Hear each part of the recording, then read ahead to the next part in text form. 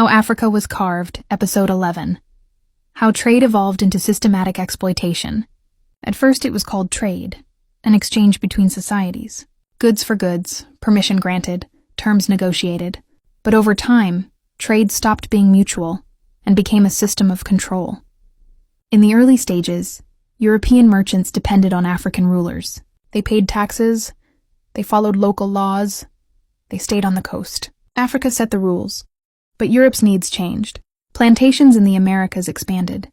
Factories in Europe demanded raw materials. Empires required constant growth, and trade was no longer enough.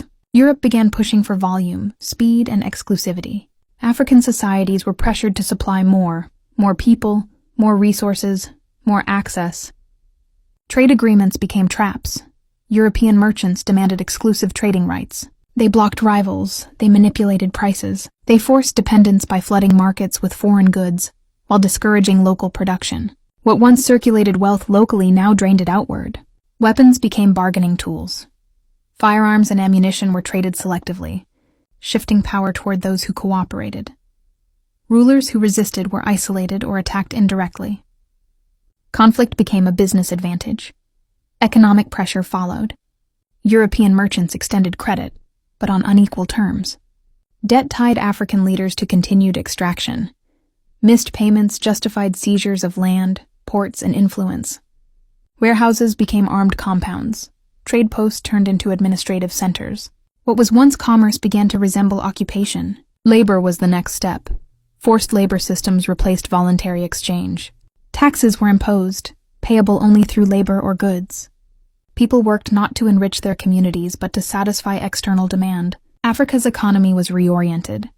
Land that once grew food was redirected to export crops. Resources were extracted without reinvestment.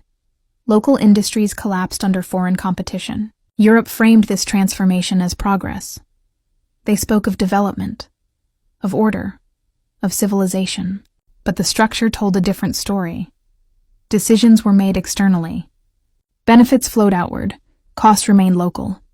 Trade had evolved into systematic exploitation. By the time formal colonization arrived, the system was already in place. Ports controlled, economies dependent, labor coerced. Colonial rule did not invent exploitation. It legalized and expanded what trade had already become. And this raises a critical question. When trade no longer benefits both sides, can it still be called trade? Or is it something else entirely? In the next episode, we will examine how fortresses, castles, and permanent European footprints transformed Africa's coastline into a gateway of control.